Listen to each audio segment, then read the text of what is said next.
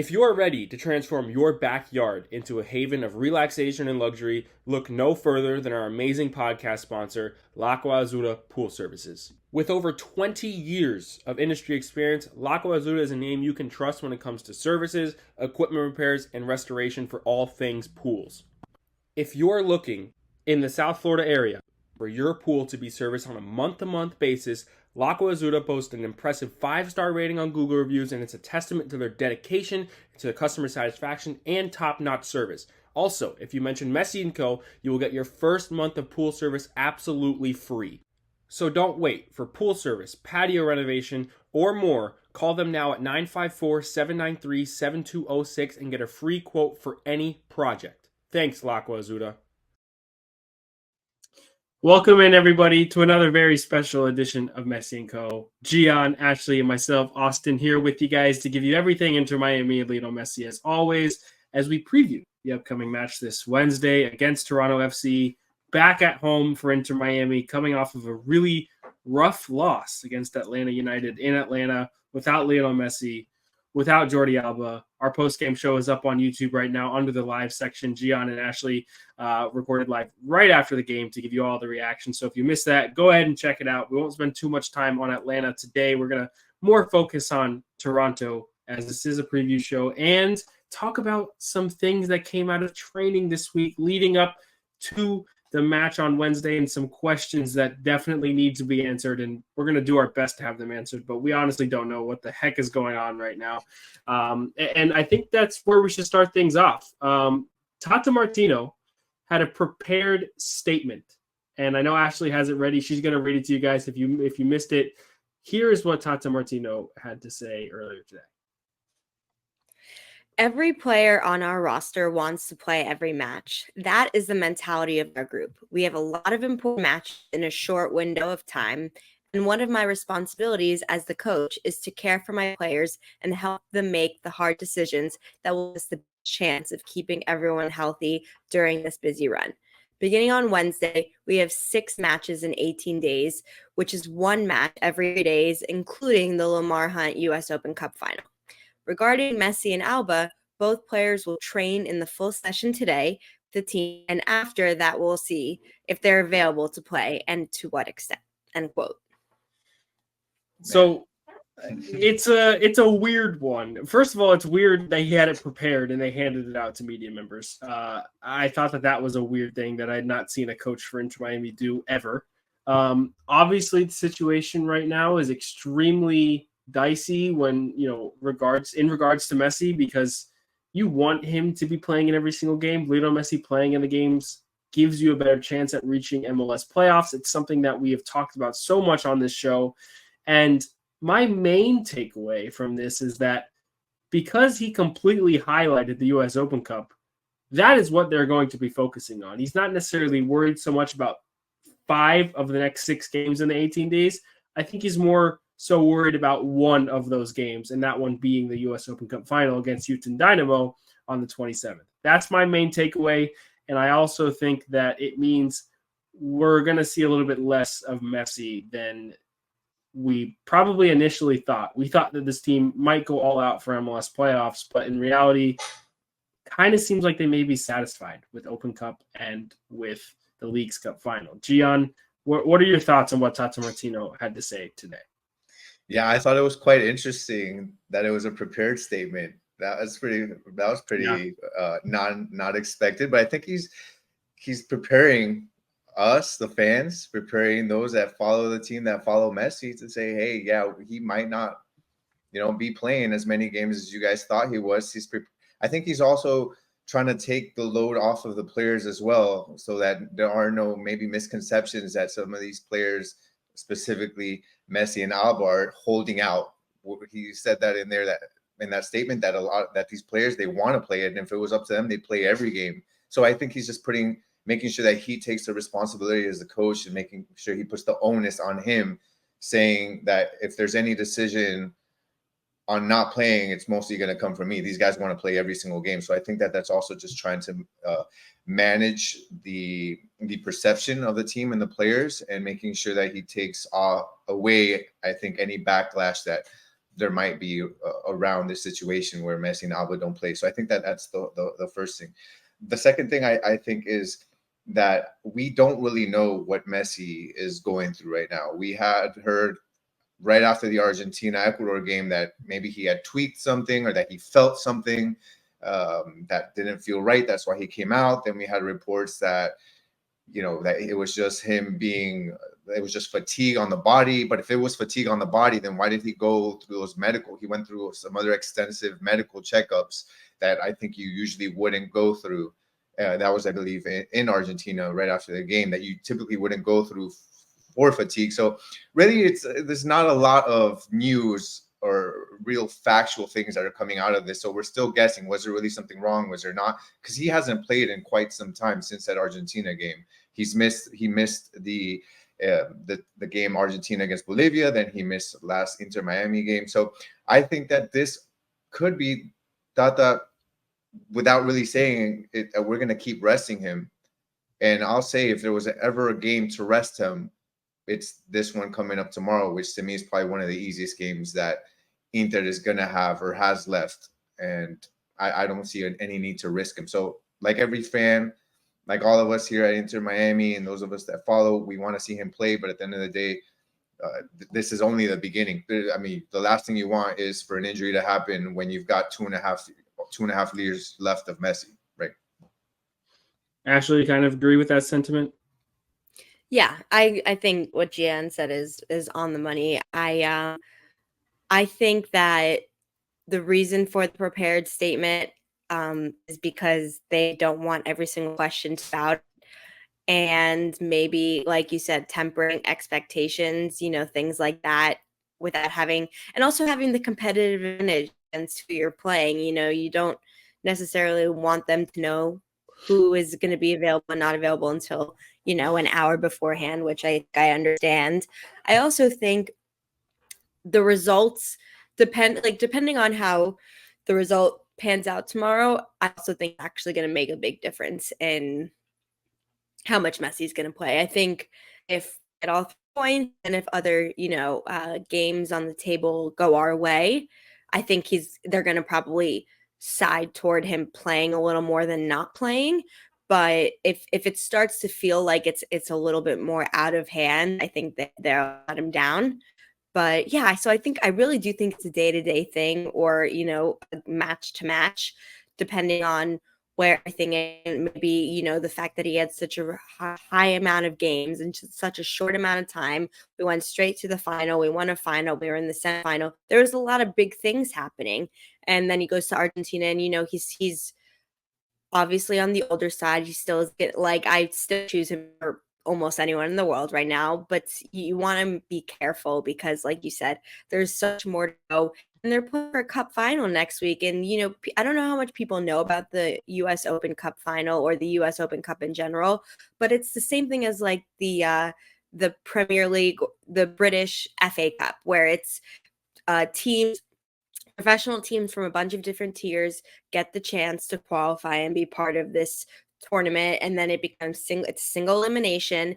And it's one of those things where you can't take it for granted, because Manchester City, Arsenal, they don't go and they don't play in the FA Cup final every year. It's sometimes other teams break through, and it's not guaranteed just because you're a great team that you make it to these finals. Like I said, it's single elimination. And I can understand how they want to make it a priority, because these things don't come every single year. So all of those things, I think, are factoring in these decisions, and a statement like that to say, just wait, if we can, we will, but if we can't, you'll understand why. So you bring up a good point with the Open Cup, and that's kind of what I wanted to ask you guys more specifically after this statement is where is the club's focus right now? Because, and maybe you tell me what you believe the club's focus should be. Because as we've highlighted in past episodes, after winning Leagues Cup, Inter Miami have already qualified for the CONCACAF Champions Cup next season. Not only have they qualified for the CONCACAF Champions Cup, but they've already advanced to the round of 16 stage. They don't need to win U.S. Open Cup to qualify anymore. They've got a trophy under their belt under the Lionel Messi era. Do they need to force themselves and go push MLS playoffs? We were putting And I'll say it, I won't even put it on you guys. I was putting a ton of pressure on this team to go ahead and make MLS playoffs. I thought it should have been a priority, as much as I do believe that the U.S. Open Cup final should be as well. I do put that at the top of my table in terms of priorities. Should be the U.S. Open Cup final. However, I don't think that sacrificing MLS playoffs is, something that I would be happy with after the U.S. Open Cup final. So after Tata and this statement came out, and like I said, in my belief, him highlighting the U.S. Open Cup final in this statement when talking about resting Messi and Alba and maybe other players to come, it kind of gives me the idea that they are prioritizing the U.S. Open Cup final. I'm wondering if you guys agree with that, and I think that everybody should agree with that, but does it also mean that they're completely taking away from the MLS playoffs right now and making that push? Is it too strenuous of a push to actually make? Do they believe that it's unachievable? Because if you look at the table right now, and I'll put up the stats right down on the bottom here for you. Right now, Inter Miami are in 14th place. They have 28 points. They're 7 points out of a playoff spot, yet they do have 2 games in hand. It's not something that's completely unachievable.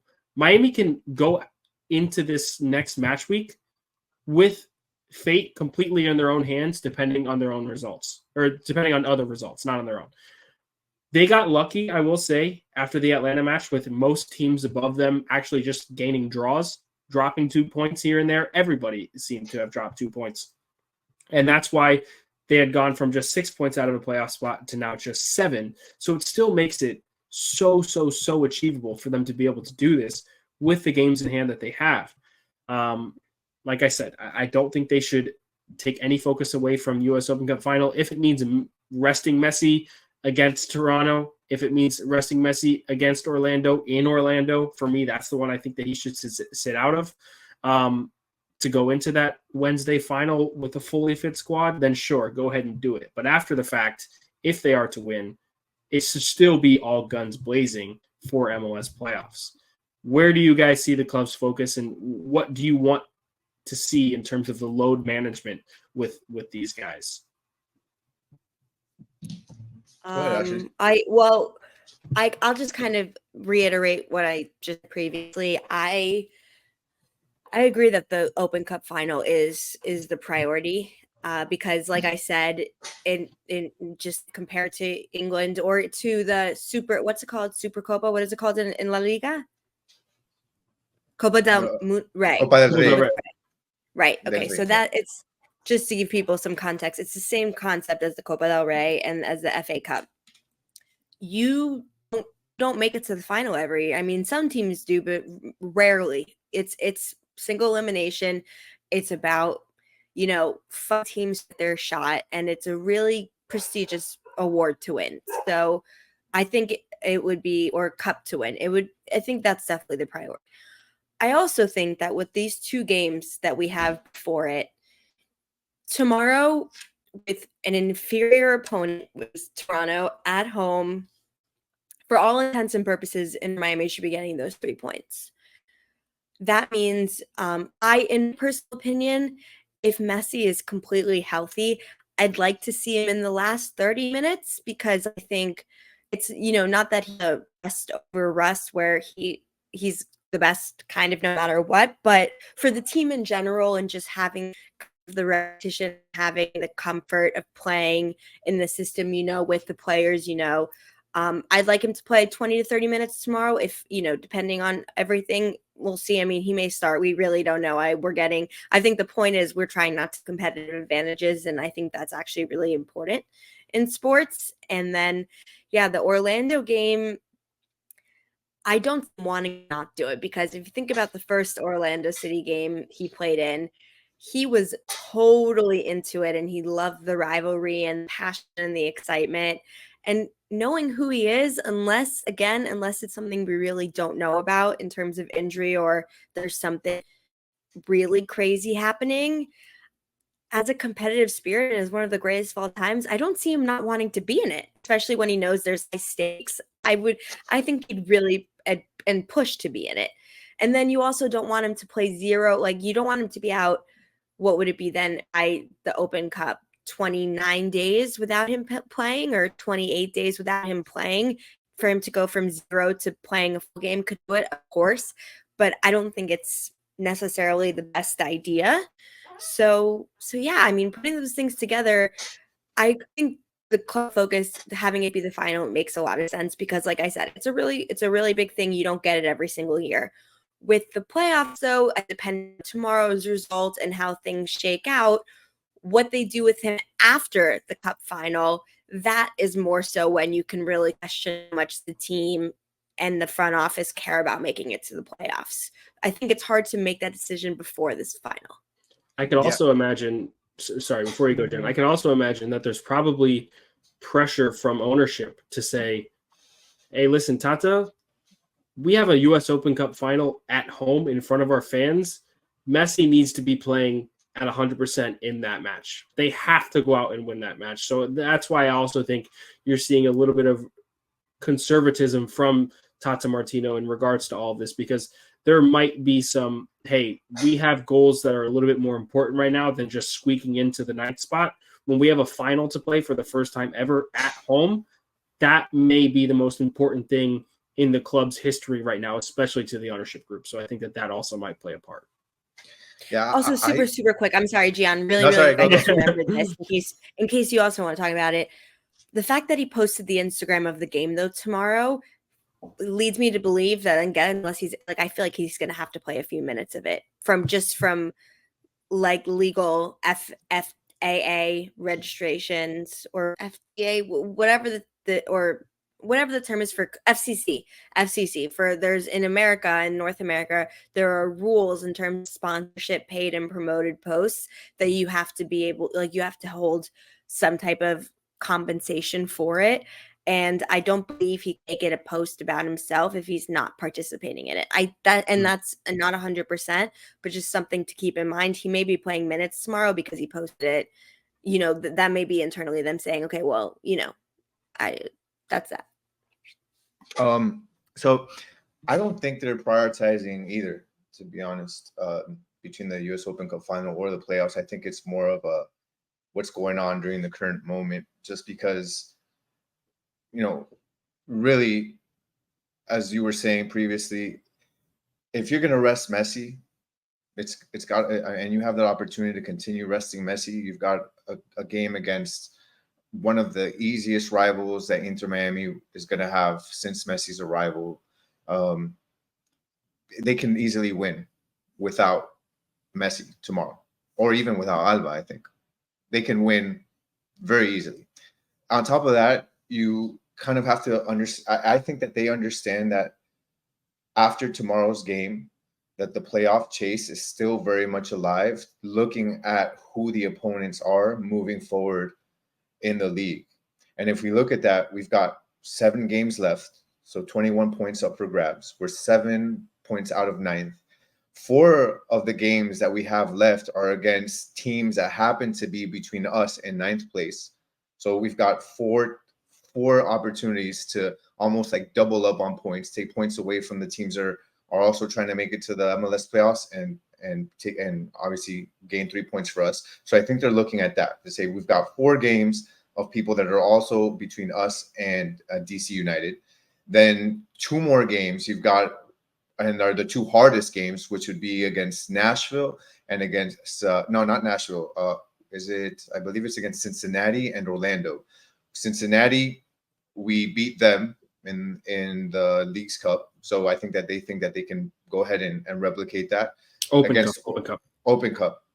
Yeah, again in the Open Cup. And then against Orlando, which we beat 3-1 in the Leagues Cup. So I feel like they think that regardless of what happens tomorrow, that the schedule is a friendly schedule for them to continue through through making the MLS playoffs. And I just don't think they're choosing right now either or. And I don't even think the players would allow them to choose either or. The players very much want to make the MLS playoffs. And if you look, and if you even doubt that goes through Messi's mind, when Messi played Nashville after the Leagues Cup, he was pissed when we drew that 0-0 against Nashville. He was visibly pissed as heck that they had not won that game. So there, to me, in soccer, and maybe the coach could say something, but the players are not prioritizing anything. They want to win as many games as possible. So in my opinion, given what the players have shown, they want to win every game, and then also just understanding what the schedule looks like for us ahead. I think that they think that whatever happens tomorrow, whether Messi plays or not, or even if he misses the following game before the US Open Cup, you're still going to have 5 games that are very much winnable games. You're talking about 15 points, and again, you're playing against teams that are very much beatable. And then if we also look at DC United, who's in 9th place, I look at their schedule, and there are at least 2 to 3 games that they could drop, and they only have 5 games left. So adding and doing the math, Messi doesn't play the next 2 games, which I don't think is going to happen. But even if he doesn't, playoff chase is very much still alive. I mean, there's a lot of ways to look at it in terms of how to balance MLS playoffs and what games to prioritize. We've been trying to do that all year long. And I will say this. I think that winning the home games is extremely important. And Gian, you are 1,000% right. The Toronto match is your most favorable one going forward. I believe that is obviously, especially looking at the standings, a weaker side in the Eastern Conference, a side that doesn't really have any confidence right now, that has gone through a ton of different, situations throughout the league and within, the internal personnel and everything like that. So that's a game that should be won with or without Lionel Messi. So I don't know what you do. I know Ashley's got the crystal ball on pretty much everything with Tata Martino and lineup, so he probably will come off the bench and play 30 minutes or so.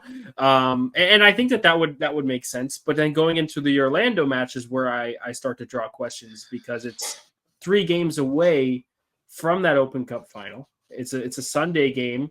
It's not a Saturday game. It's a Sunday game, and then they play on Wednesday in the final. So there's only, that 48-hour clean break on Monday and Tuesday before you go into match day on Wednesday. And it's obviously in Orlando as well, which the traveling is obviously not that bad. 3-hour drive, depending on what they do. They'll probably charter a flight, whatever it is. Yeah, I was about to say 30-minute flight. They're not taking maybe a us 30-minute flight. I think when you discuss that matchup with the internal rivalry and everything going on, it gets a little bit more dicey because of just the scheduling of where the game is in terms of the final.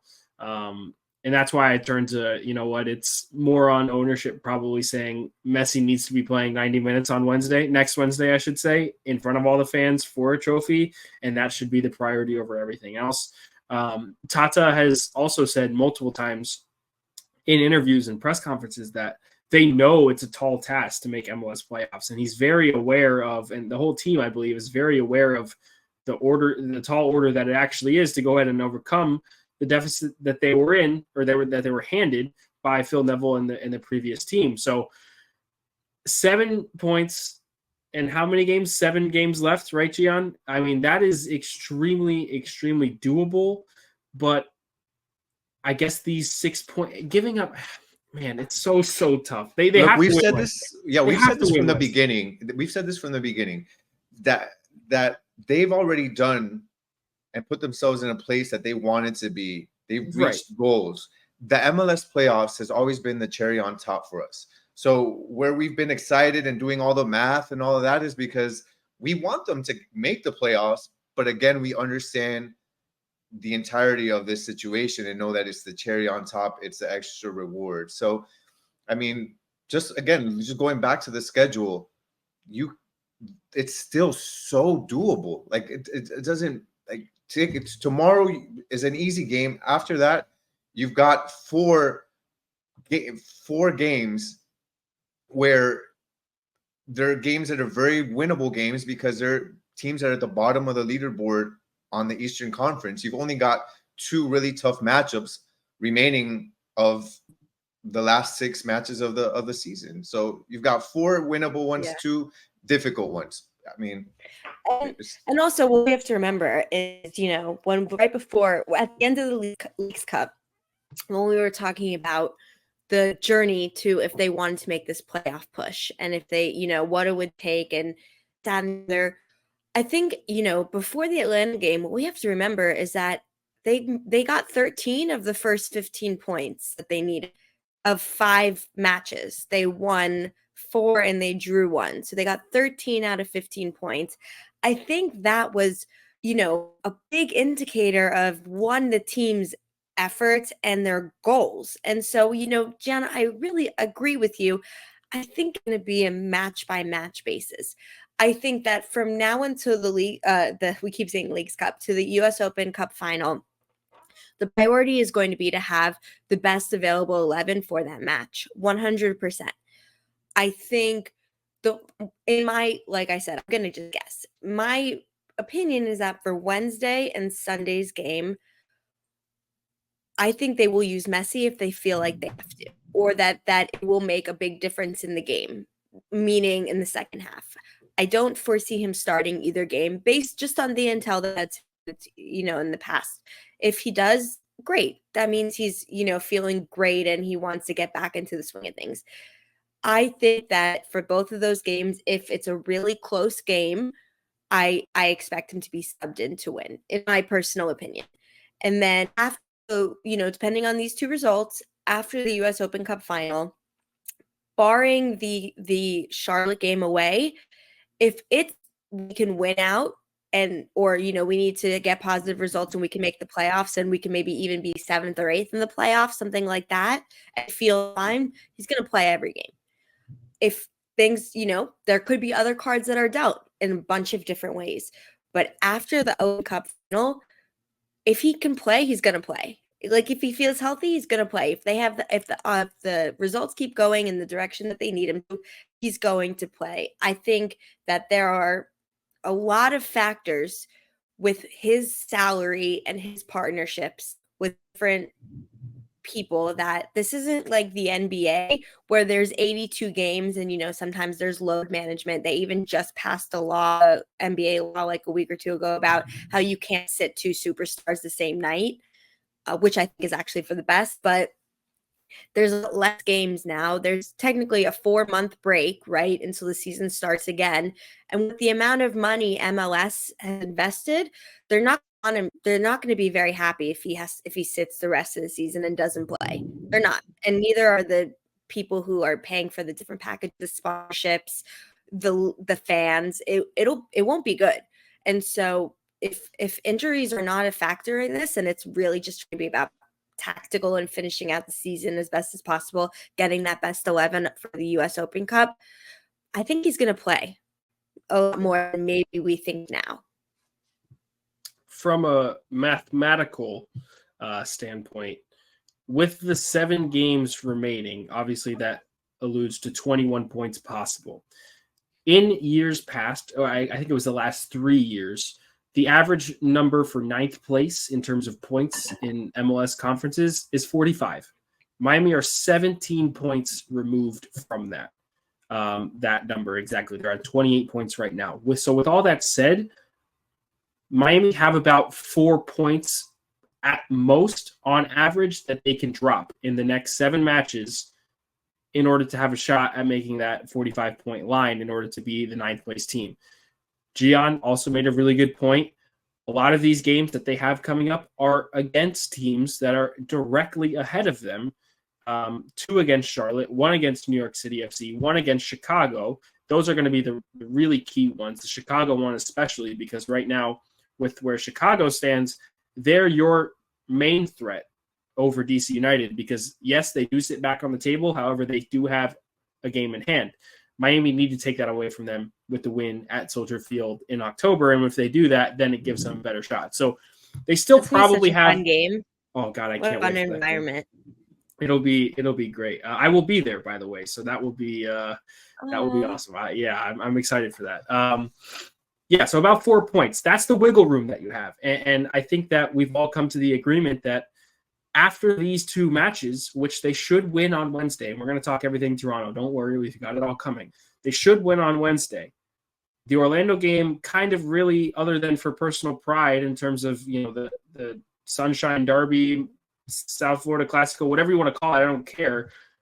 Other than that, it doesn't necessarily matter as much as the other games going forward. So it's kind of keep everything that you have right now for all for preservation purposes going into the U.S. Open Cup final, then as Ashley said, take it on a match-to-match basis to see if you're actually able to go ahead. Because as of right now, they are not in control of their own destiny. They can get to that point, but they're not in control of their own destiny. Results have gone their way, but who knows? They might completely change ship and everybody else might start winning, and then Miami are completely screwed. It's possible. All these things are possible. So it's really hard to project. But for right now, I think we all agree the main focus is for that U.S. Open Cup final match. All right, let's hear from one of our sponsors once more, and then we'll get into all things Toronto FC versus Inter Miami. Are you ready to transform your space into a masterpiece? Introducing Mosaics, your destination for stones and more. Mosaics is a family-owned business serving the community for over 20 years. With the best quality porcelain, ceramic tiles, and high-end mosaics featuring unique modern designs, Mosaics has everything you need. Dedicated customer service, wholesale distributors, and a passion for excellence. Make sure you visit mosaics.com today to turn your vision into a reality. Okay, thanks for listening to that Mosaics ad. Mosaics, thank you very much. Toronto FC here on Wednesday. And I do think that it's important to cover a lot of what happened in that Atlanta match. And Gian, I'm going to start with you because there is a fun one before we get to the infamous Inter Miami backline. But we need to talk about Leonardo Campana. He is on fire. He's a man on a mission. He signs a contract extension. You know, he scored in the last 3 matches consecutively, whether he started or been on the bench. He scored in all different kinds of ways. He's volleyed over Miles Robinson, who, by the way, when I was in Atlanta, Miles Robinson actually walked into the same restaurant that I was eating dinner at with his family. But, you know, so I gave him a little congratulations, but that was about it. There was so much to take away from Campana's game in not only the Atlanta match, but in the matches prior. How confident are you, Gian, and Leonardo Campana right now? And how much of his success is vital to Inter Miami's success going forward? Look, so he is just like our little banner says there. He is hot. And I would say that I'm talking about soccer, Ashley. I think Ashley might be thinking something else. I'm talking about soccer. I agree. But yeah, so on the field, Campana is hot, man. He has scored 5 goals in his last 3 games, 6 goals in his last 4 starts. He is on another level right now. And in fuego, yeah, for real. And I think that, man, it is tough to take out a player that is producing that much and put him to start on the bench. Like, I don't know of many teams that would do that. One, because obviously you need the production on the field. Number 2, because you don't want to stunt growth. Like, you don't want to take a player that is in a crazy streak and all of a sudden just like subdue him and ice him out. Like, that's something that's not typically done. So, man, I think that he's going to start until he, I don't know, somehow has some sort of a lull in his production and maybe he's not as hot anymore. I don't know, but right now he is really important to this team, especially stepping up when Messi hasn't been on the field. He's been able to kind of put the team on his back offensively and be there for players like Farias and others to connect with him and place, you know, balls for him to be able to score in the box. And I think now more than ever is against a Toronto side that really struggles against that attacking presence in the area. I think that Campana is probably going to have another big game against Toronto, in my opinion. You know, I was watching Toronto, Vancouver, the recap of that game, and they were struggling a lot with passes into the area. Actually, one of the goals was a pass. I believe it was a center in the air, ended up being a header, and I was like, that's what Campana does. Like, that's probably what we're going to see when it's Inter against Toronto. So, man, like I expect him to continue this. He'll continue it tomorrow. I don't want to get ahead of my predictions, but let's just say he's going to score. And yeah, as long as he's doing well, the rest of the team is going to do well too. I think they're counting on him. We don't know what's going to happen with Messi. You know, Messi accounts for a big part of the production on both the assists and the scoring. So when you've got Campana, you've got a player like Farias, you've got, I think the offense with Campana on the field is set to continue doing very well, despite with whatever else happens in the midfield or the defense. At least we know the offense is going to continue doing well with Campana on the field. I do have confidence that everybody else is going to get better, but we can talk about that in a bit. Before you go, Ashley, I want to say one thing about Toronto. Maybe this will add to your point. Toronto FC have won one match in all competitions since May 28th. May 28th, they have won one match in all competitions. To have 11 of their last 12.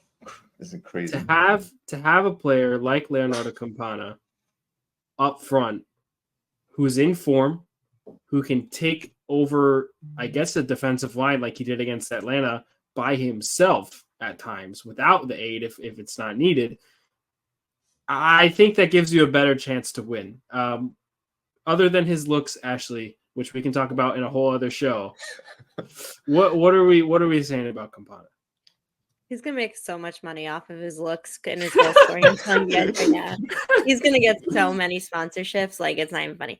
And he's in goal scoring form where these are not all of them are easy goals, but they seem easy to him because of how confident he is right now in his ability, which is great. And against Toronto, and I'm guessing we're gonna do the lineup soon. And you guys, you know how I feel about my lineups. They never lose except for Friday because I didn't know we didn't have two people playing. But right. Toronto, it's an interesting story and maybe one we should look into because you want to talk about fumbling the bag. Insigne and Bernardeschi are were, as of last year, two top class footballers who were playing in Serie A, who were on the Euro winning Italy national team and huge parts of it. I mean, these are great players that have seemingly been swallowed in MLS and swallowed within their team, that they're giving poor results to players who really on their own could win games. And so it really makes you think what could have happened or what is happening there that's caused such a massive drop off. And I know there was some injuries throughout with Insigne, but still, Bernardeschi is a hell of a playmaker. That surprises me a little bit just in general what's happened with Toronto. Yeah, I know Inter Miami with the players in form, you're going to see a side who I think is going to regain their confidence and try and build the momentum going into next week. And it helps that the games that drive pink, I must say. Yeah. And I think that other than the positives up front with Leonardo Campana, it's important to address kind of what happened at the back. With Tomás Áviles, Kamal Miller, it was a rough one to watch. And it was so hard to witness because, as people who have listened to the show may recall, we had all been talking so well about Kamal Miller and Tomás Áviles over the last week or so. They had been playing almost out of their minds, especially in that Sporting Kansas City game, where I thought that they played, some outstanding minutes, at least up until the final 10. Yes, there have been signs that something like this might happen, but a debacle to this extent wasn't necessarily on the cards. Does it it does obviously frustrate you, but does it give you any worry that Tata is going to have to change up this partnership that he's tried to build? He talked about Kamal Miller and Tomás Áviles play together in a back four, and that being a new partnership, and then he's stuck with it even when Krzysztof came back from international duty. Does he go back to Sergei Krzysztof? Does he go back to a back five with three center backs just to get a grip on this Toronto game, especially at home, to make it more secure? Or does he continue to ride it out? I'm curious to hear, Ashley, what you think Tata Martino might do with the back line here on Wednesday night. So, yeah, I think first and foremost with Atlanta, this isn't an glorified answer. I think they just had no gas in the tank, physically and mentally. The amount of running those two have had to do, and also Kamal Miller more than Tomás Áviles, but Áviles is still brand new to playing in MLS. He's so young.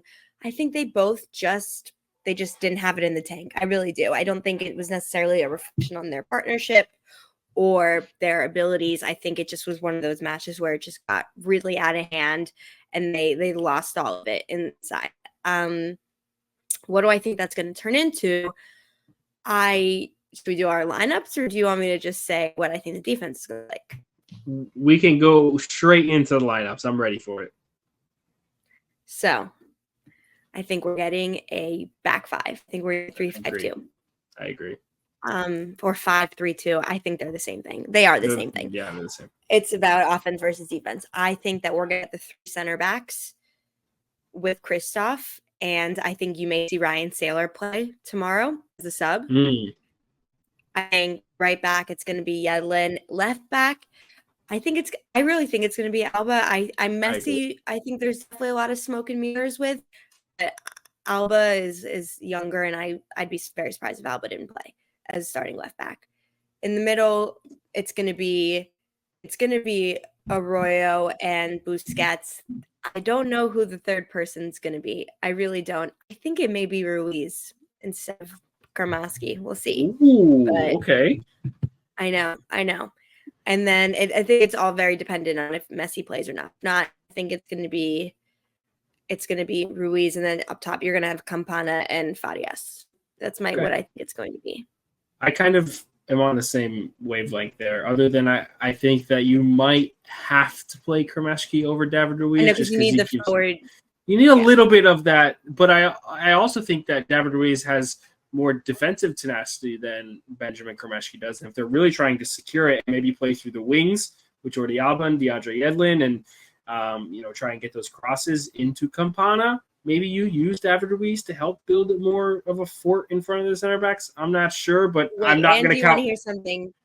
I'm going to say something really crazy. This is really crazy. This is mad scientist. Me trying to be like Kel Arteta right now. Okay, this is. Don't be surprised, or be surprised, but there's a 5% chance you see Robert Taylor starting as right back over Yedlin. He's a winger. Yeah. I hate it, but yeah, he's because if Yedlin is just really, really tired and they want to preserve him or whatever, and they're going to do it where they want the wingers to play way up. If they go with a very defensive field, you may see Alba and Robert Taylor on the 2 wings. If I've said crazier things, crazier things. To be honest, that would just hurt my soul a little bit. But I'm so. But they play him so up. They play him so up. You wouldn't. It wouldn't be like Neville. Play him so up.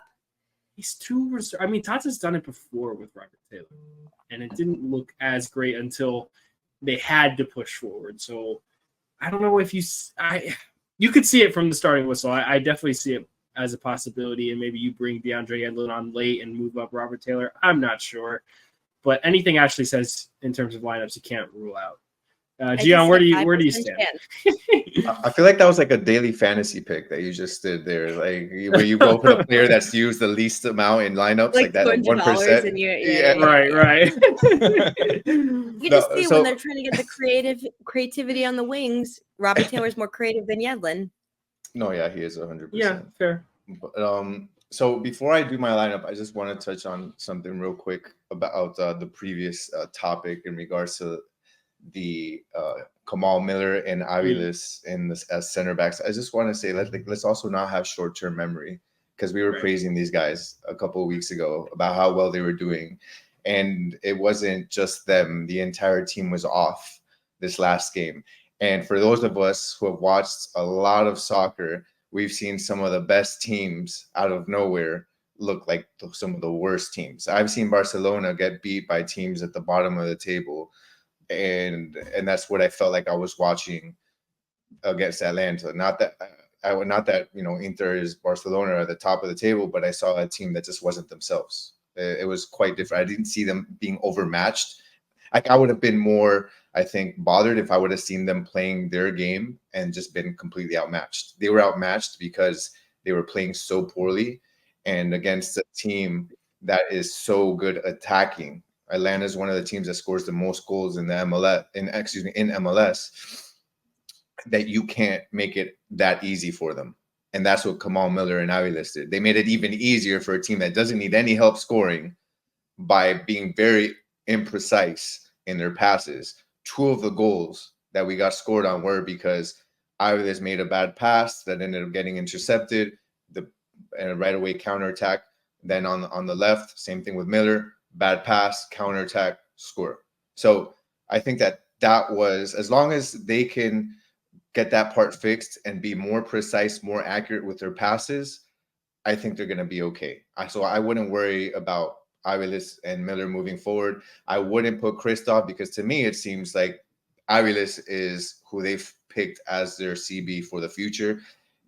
One of the worst things that you can do, I think, for a young guy is take away his confidence by saying, hey, you had one bad game. I totally agree. Go to the bench. It's the same way in basketball. You got to let shooters shoot. When Duncan Robinson was stinking it up in the Heat, they told him, keep shooting. Keep shooting. Spo told him, keep shooting. Same thing you got to do with Aviles, in my opinion. Don't stunt his growth. Just give him the confidence. You'll do better and keep him in. And moving on from that, hey, I'm not worried about the defense against Toronto one bit. Like, we can stink it up like last game. It doesn't matter. They are not scoring on. They are not a team that scores. They have 24 goals through 28 matches. If you do the math, that's less than 1 goal a match that they're averaging.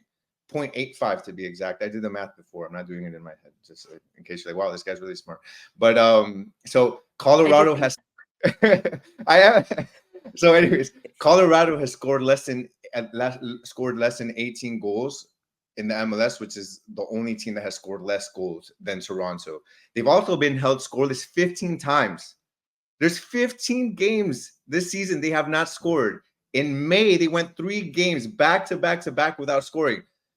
Yo, we could play without a defensive line. Let's just play 6 players. They're not going to score. We'll be fine. So yeah, do not put this into the atmosphere after last week. Okay, you are golly. I'm just not worried. Again, it's like, let's do 5-a-side. It was to sum up, it was an anomaly last game. The defense is going to be fine. Toronto's not a scoring team we have to worry about. They're not Atlanta. We'll be okay. So, taking that into consideration, I think we've got calendar in the back that nobody's ever going to take his spot unless he ends up leaving the team, which, he's doing so well at, that was bound to happen. But on the left, if Alba doesn't play, I think it's Noah again. We praised him before Alba got here. He used to play so well back when Robert Taylor was playing on the left wing. So he's going to stay there. I think it's Kamal Miller. Kamal Miller and Aviles, and you've got Yedlin on the right. The middle, for me, the best lineup we have in the middle is always going to be Busquets, Arroyo, and Crema. And then up top, you're going to have Farias, Campana, and then on the right, I want to see Gomez. That last time we saw Farias and Gomez playing as wings, I loved it. I thought it was amazing. Is Gomez okay? That's the only thing. I don't know if Gomez is fine. Yeah, I don't know if there's been any updates. I don't think he's available. If he's not available on the right, I think maybe you play Stefanelli just to start. I remember that you that's something that you rubbed your little magic 8-ball and I would like to see Stefanelli over Robert Taylor if it's between those two for that position. Yeah, it's not against Robert Taylor. He felt uncomfortable. It's not against him. On I think right he's wing. tired too. Yeah, but he just looked uncomfortable. His best play has always been on the left. He looked uncomfortable. Right. Yeah. Whether it was, to your point, maybe just fatigue, Ashley, or I don't know, but he did not look good on that right wing. So if it's not Gomez, then I think Stefanelli on the right. Interesting. So 4-3-3. Yeah, a couple of differing opinions then. I feel like most of the time, at least formation-wise, we're pretty, on the same wavelength. But I can see it going both ways. I'm more, more so expecting a 3 center back formation like Ashley is. But hey, listen, Gion's 4-3-3 is definitely not out of the cards. He hasn't shied away from it in the last couple of matches, Tata Martino. So we'll have to go ahead and see if that's something that he decides to stick with or move away from. Is it necessarily a panic move if he goes back to 3 center backs? Kind of, not really. I think it's more so make sure you're secure and go ahead and win the match. Speaking of winning the match, it's time for our favorite part of the show, predictions. Today, our predictions are brought to you by a brand new podcast sponsor, Simplify. Simplify, very simply, is simple IT for you. They offer a wide spectrum of flexible business technology solutions such as consulting, technical help desk, which I think Gian needs right now. Yeah. IT support, project management, project management, panic button? hardware and cabling installations for any small and medium-sized business. Is Simplify is simple IT for you. Big thanks to Eric over there at Simplify and to them helping us out, supporting the show. You can reach the number 888-294-2083 or go to simplify.com and get everything that you need to know from there. All right, guys. Sorry, I was going through it. My light turned off. My screen turned off. Everything turned off. I picked something by accident, so I was going through it. I appreciate you guys, though.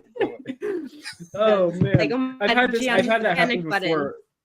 I've had that happen before. I was actually on an Italian soccer podcast, and we were talking about the World Cup or something, and I was turning off my TV, and my TV is connected to the same outlet as the LED lights that are behind me, and so it clicked a certain button that like turned it into like a disco room, and so everybody's just like talking in the background, and there was like disco lights going on. It was great.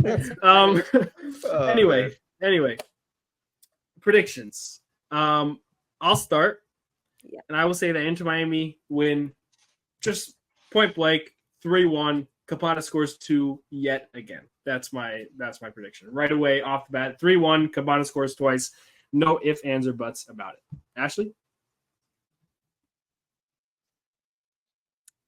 2-1. My prediction. Is Campana scoring? 2 goals in the beginning, and then they get one back at the end.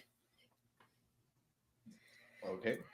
I'm going to go with Campana scores 2 goals in a 4-0 win. 4-0. I go for That'd be great. Look, Toronto's not scoring. Like, I know that. Really? Toronto's not scoring. I think Campana's gonna get a lot of chances. Gian may have rigged this game with the refs. He's very confident. Look, this is the only thing I'm scared of. Last time we had that post game, people were commenting that we jinxed that Atlanta game. So I'm afraid that I'm gonna take all the heat. Well, that's what they said. They didn't name me specifically. Maybe that was the one game that I was and Austin. Okay, I was more confident than any game that Miami have had since Messi joined. Right, and that's a problem. But Messi didn't play, so like I feel like it should just be null and void, and there was no jinx. It was really just down to Messi not playing. But for this one, I'll go on record right now and say I don't care if Messi plays or not. Miami still win the match. Yeah, I'm going to do this. Now you can call me a jinx. And I do a part A and part B. I'm going to go 3-0, no Messi, 4-0 Messi. That's mine. Oh, okay. Fine. Okay. No, I agree. I think we should be winning regardless. But if the comments call for jinxes, I simply won't be a part of it. Will not allow my name to be tarnished. Fair enough. I guess you can play it safe, but we're all right. I said that they're gonna win. I think they're gonna win. I'm just not saying, we're gonna win 8-0. We don't need to play defense. Like, I'm not. Are you talking about me? Yeah, that was you. That was all Gian. I wonder who said that. Like, I'll play and we'll still I can play defense and they won't score. Like, that's the energy you're putting out. That's what the numbers say. So I think you're right, but that was an outstanding wrap up to the show. A lot of laughs, a lot of smiles. Thank you, Simplify. Thank you, Simplify, and thank you, Mosaics. Thank you, La Quazura. Thank you, this Atlanta match that even though they played poorly, we still have high spirits. We're still ready for Inter Miami to go ahead and play an MLS matches here on Messi and Co. So with that said, I think we covered just about everything for everybody at Messi and Co. Gian, Ashley, myself, everybody on the Five Reasons Sports Network YouTube channel. Thank you so much for tuning in and listening. If you're watching here on YouTube, go ahead and hit the subscribe button, turn on the notifications, hit the like button, and make sure you stay tuned for all of our live post-game shows and preview recordings. If you're listening on the podcast platforms, thank you so much. Make sure you download the episodes and rate the show 5 stars, please. That would be very, very lovely. Leave a comment as well. Follow us on Twitter at Messi and Co.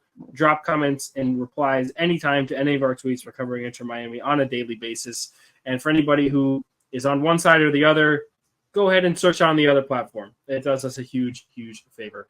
All right, everybody, thank you very much. We will see you guys post-game and even maybe some preview content from Drive Pink Stadium on Wednesday here on 5 Reasons Sports. And for everybody at Messi and Co yet again, thank you so much for listening. We'll see you guys next time.